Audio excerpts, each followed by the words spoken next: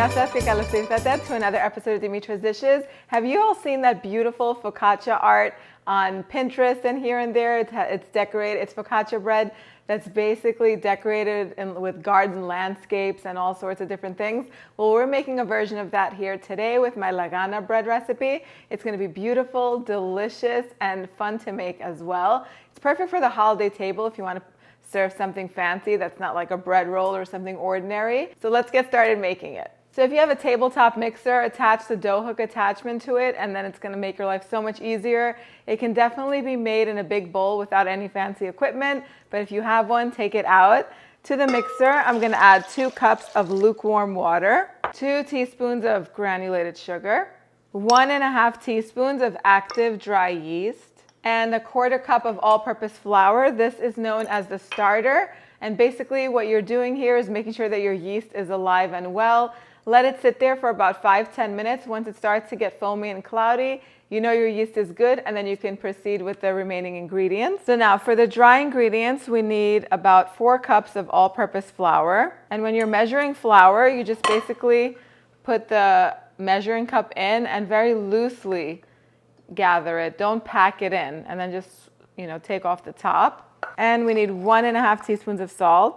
Now you could add some rosemary to this if you want to flavor the inside, but we're going to decorate the top with so many flavorful things that I'm keeping it plain. And that's it. That's it for the dry ingredients. All that's left is 1/4 cup of oil, which we're going to add once the mixture is proofed. Now my original bread recipe calls for bread flour, but because it's really hard to find bread flour because of all the quarantine and lockdowns and everything that's in effect, I just started using all-purpose flour in my bread making, and it works perfectly. The only thing different that I do to the recipe is that I just knead it longer. That's it. So usually when a recipe calls for 8 minutes of kneading, I'll go up to 12, even with the stand mixer, and then it usually develops enough gluten where the bread comes out perfect every time. So if you have bread flour, use it. If you don't have bread flour, just go for the all-purpose and it'll work just fine. Now I'm going to add the remaining wet ingredient, which is 1/4 cup of olive oil and all of the flour and salt mixture. And I'm going to I'm going to knead this on a low speed for about 10 to 12 minutes or until the whole thing comes together. Okay, so this is a pretty sticky dough. You can definitely add 1/4 cup more flour if you need to. I've already put a little bit of oil in this bowl so that way the dough can just rise easily. We're just going to turn it around to coat it. And now go ahead and cover it with plastic wrap or with a clean kitchen towel and set it aside in the warmest part of your house so it can double in size.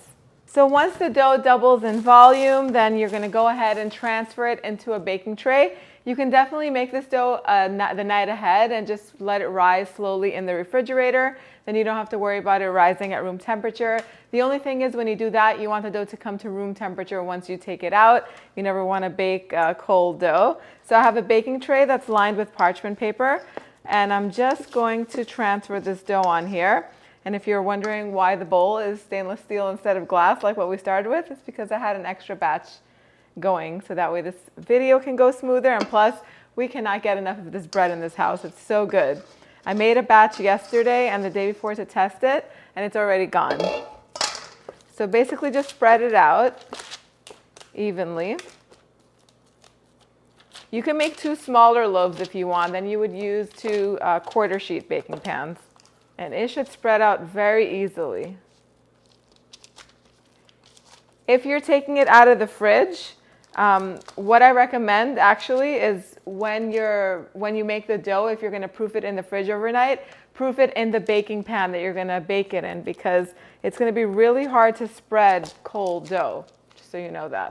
Now we're going to have to wait 30 more minutes. This has to proof 20 or 30 more minutes. Put it again in the warm part of your house, and then it's going to be time to decorate it. You want it to proof because if you decorate it now and then put it to proof, it's going to rise and the decorations might kind of sink in, and you're going to lose that effect. Now for the decorating part, I have some bell peppers here, some Kalamata olives. I have fresh thyme. These are grape tomatoes. I have a red onion, some scallions, parsley, and then I have white sesame seeds and black sesame seeds, but you can use whatever you want. You could use asparagus for this, basil leaves, cheese to decorate with. There's so many options.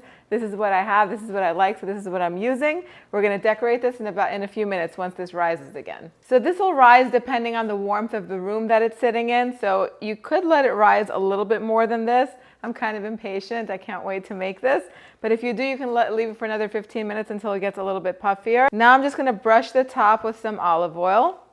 And it's time to get decorating. So what I'm going to do, I have some sesame seeds. I'm going to create a little layer on the bottom of sesame seeds, because I think they look pretty and they taste really good too. We'll start with the white. And look, the last thing I am is a super creative, artsy, artistic person. So if I can do it, you can do it. I'm not good at it. When I make these kinds of things, they do not look like a work of art, but it ended up looking so pretty that I thought, this is not complicated at all. If I can do it, anybody can do it. So now we're gonna I like to make a little sun type of thing on top. It does look sort of like a sun. So what I do is I take like a little, I slice the bell peppers into little rings. So I take a little ring. That's gonna be the center of the sun. Now I'm gonna make the little rays. So I'm gonna take another little bell pepper. If I had a yellow one, I would use yellow, but this looks pretty close. I'm just going to cut little strips so they can be the rays. And I'm just going to put them all around, just like this. Very simple, very cute. And to make it a little more intense, I'm going to put this little tomato in the center. That looks nice. So that's the beginning. I'm going to save these for later. Now I'm going to do the sides. So I have these little thyme leaves. You could use dill. You could use whatever herbs you have, basil. And I'm just going to put these on the side right here, just to kind of create some balance of color, and they look really nice and they have really good flavor. And in between them, I like to put little tomatoes. You make the rules when it comes to this. That looks good. Now I have these scallions over here, so I'm just gonna use the green parts. Now you can use chives. Chives would be really nice too. And I'm just gonna make a few little rows of them. All different lengths, just like that. And I have olives. I'm gonna make the olives sort of like the top of the flower. So these olives have pits in them. So I'm just gonna kind of carefully get the pit out. If you have pitted olives, they'd be perfect. But it's not that hard to get the pit out. You can just cut around the seed carefully, not to cut yourself. And then we'll create little flowers with the olives. I like to put the little, what are these called? Baby bell pepper rings all around the olive. See how pretty that looks? That sort of looks like a flower, doesn't it?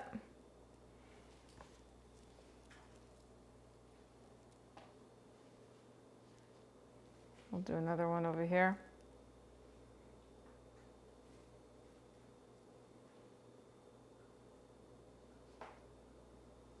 And then these onions also look really pretty. They sort of look like flowers too. So I'll put one over here, sort of in between. Could even move this around so it makes more sense. Onion tastes so good on this bread. Now, if the rings are too large, you could definitely take out the exterior ones and just make it a little smaller. Could move things around a bit. And then I have this parsley. I could just make little stems, just little leaves coming out. And then all of these tomatoes that are left over, I'm just gonna put them in between the scallions. They look so nice. They add a really nice pop of color and they fill up that blank space. We'll fill in some olives over here on the bottom. And to me, that looks really good. You can definitely do more if you want, but I'm gonna leave it like that. I have a little bit of olive oil. I'm just gonna brush the top of the vegetables with olive oil. This is gonna help them roast and just become really nice and golden in the oven. And the only thing left is just to sprinkle a little bit of salt on top of everything. And that's it. It's ready for the oven. The oven is preheated to 450 degrees Fahrenheit. This is gonna go in and bake on the center rack for about 20 to 25 minutes. You'll know it's ready once it begins to get a little bit golden and puffy. I'll show you what it looks like as soon as it comes out. So the bread took almost 30 minutes to bake in the oven. Once it's ready, this is what it's gonna look like. It's gonna look beautiful. The longer you proof it for so you can proof it up to about 30, 40 minutes before you put the veggies on it and the herbs. It'll be a little bit fluffier and thicker, but as you see, It's really nice and thick. Now you can put it out and your guests can just cut pieces off with their hand, or you can pre-cut it with a pizza cutter and portion it. It's up to you. Once you cut it though, the artwork kind of disappears, but it's gonna taste amazing. I like to serve it with some good quality extra virgin cold pressed olive oil from Crete. That's my favorite kind of olive oil. I'll put the link in the blog post where you can get some. We were planning on having some this year, but because of all this COVID stuff, we weren't able to go to Greece and get that started, hopefully next year. But anyway, serve it with some good quality olive oil, a little sprinkling of feta, and then sprinkle on top some dried oregano. If you have some crushed red pepper flakes, those would be great too. Dip the bread in, and it's time to take a bite.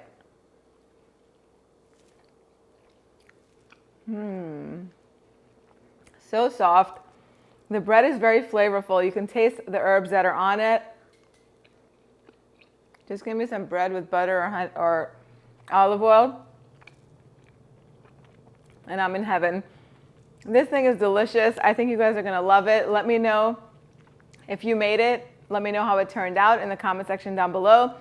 If you make it, please share pictures with me on Facebook and Instagram. I love seeing your recreations. I'd love to see your artwork too. Print out the recipe on dimitrasdishes.com. The ingredients and the measurements are also in the description box down below. Let me know what else you guys want to learn how to make next, and I'll see you all next time. Yes, us.